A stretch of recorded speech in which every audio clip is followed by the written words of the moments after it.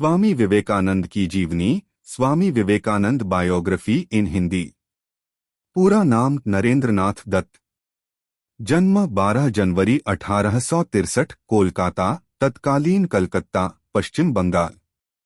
मृत्यु 4 जुलाई 1902, बेलूर मठ, हावड़ा। पहचान: भारत के महान आध्यात्मिक नेता, रामकृष्ण मिशन के संस्थापक, विश्व धर्म महासभा में भारत का प्रतिनिधित्व करने वाले पहले सन्यासी। प्रारंभिक जीवन: स्वामी विवेकानंद का जन्म एक प्रतिष्ठित बंगाली कायस्थ परिवार में हुआ। उनके पिता श्री विश्वनाथ दत्त एक प्रसिद्ध वकील थे और पश्चिमी सभ्यता में विश्वास रखते थे, जबकि उनकी माता भुवनेश्वरी देवी धार्मिक विचारों वाली थीं। बाल्यकाल में नरेंद्रनाथ, स्वामी विवेकानंद का पूर्व नाम, अत्यंत मेधावी, जिज्ञासु और दृढ़ इच्छाशक्ति वाले बालक थे। वे कुश्ती, तैराकी, संगीत और अध्यात्म में एक साथ रुचि रखते थे। कहा जाता है कि उन्होंने मात्र 8 वर्ष की आयु में भगवद गीता और संस्कृत श्लोकों का पाठ शुरू कर दिया था। शिक्षा और दर्शन में रुचि: उन्होंने कोलकाता के प्रेसिडेंसी कॉलेज और स्कॉटिश चर्च कॉलेज से शिक्षा प्राप्त की। दर्शन शास्त्र, इतिहास, साहित्य, वेद, उपनिषद और पाश्चात्य दार्शनिकों जैसे कांट, हेगेल और स्पेंसर को वे गहराई से पढ़ते थे। उनके जीवन का एक मोड़ तब आया जब उन्होंने हर ज्ञानी व्यक्ति से यही प्रश्न पूछा, क्या आपने ईश्वर को देखा है?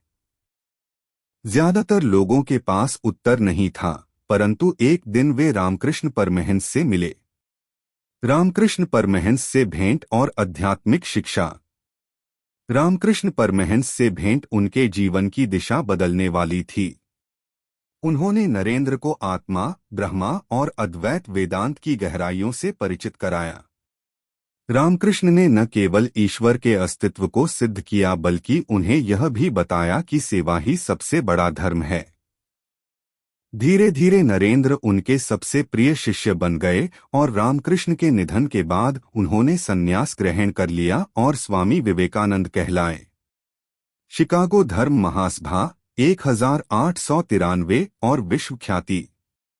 11 सितंबर 1893 को स्वामी विवेकानंद ने अमेरिका के शिकागो में आयोजित विश्व धर्म महासभा में भारत और हिंदू धर्म का प्रतिनिधित्व किया। जब उन्होंने कहा, sisters and brothers of America, तो पूरा सभागार तालियों से गूंज उठा। उनका भाषण गहराई से भारत की आध्यात्मिक शक्ति को दर्शाता था। उन्होंने दुनिया को बताया कि हिंदू धर्म सिर्फ एक आस्था नहीं बल्कि एक दर्शन है, जिसमें सहिष्णुता, विश्वबंधुत्व और आत्मा की दिव्यता शामिल है। उनके व्याख्यानों ने उन्हें अमेरिका, कनाडा और यूरोप में अत्यधिक प्रसिद्ध बना दिया। उन्हें साइक्लोनिक हिंदू मंक कहा गया। प्रेरणादायक यात्राएं और भारत का पुनर्जागरण। पश्चिम से लौटने के बाद स्वामी विवेकानंद ने भारत के कोने कोने में यात्रा की, विशेष रूप से युवाओं को जगाने के लिए। वे मानते थे कि अगर भारत को महान बनाना है तो युवाओं को आत्मविश्वास, शिक्षा और सेवा का मार्ग अपनाना होगा। उन्होंने दलितों, गरीबों और पिछड़े वर्गों के उत्थान के लिए आवाज उठाई। उन्होंने भारतीय संस्कृति और गौरव का पुनर्जागरण किया, जब पूरा देश गुलामी की जंजीरों में जकड़ा था। रामकृष्ण मिशन की स्थापना। 1897 में उन्होंने रामकृष्ण परमहंस की स्मृति में रामकृष्ण मिशन की स्थापना की। इस मिशन का उद्देश्य था सेवा, शिक्षा और आत्मोन्नति। आज यह मिशन भारत और दुनिया भर में शिक्षा, स्वास्थ्य और आपदा राहत के क्षेत्र में कार्यरत है। कुछ रोचक तथ्य। स्वामी विवेकानंद ने अमेरिका में 3 साल तक योग और वेदांत का प्रचार किया। वे अंग्रेजी के साथ साथ बंगाली और संस्कृत में भी दक्ष थे।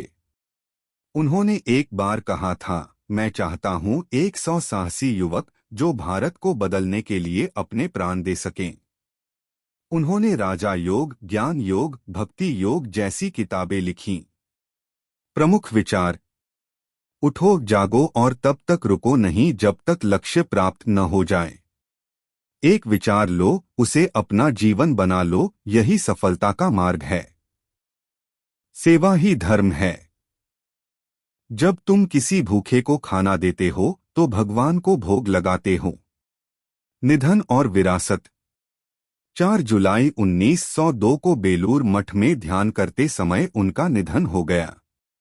उस समय वे केवल 39 वर्ष के थे, परंतु उन्होंने अपने विचारों, भाषणों और कार्यों के माध्यम से जो क्रांति शुरू की वह आज भी प्रेरणा का स्रोत है। आज उनकी जयंती को राष्ट्रीय युवा दिवस के रूप में मनाया जाता है। निष्कर्ष। स्वामी विवेकानंद का जीवन यह सिखाता है कि आत्मविश्वास, सेवा और शिक्षा के माध्यम से हम न केवल स्वयं को बल्कि पूरे राष्ट्र को बदल सकते हैं।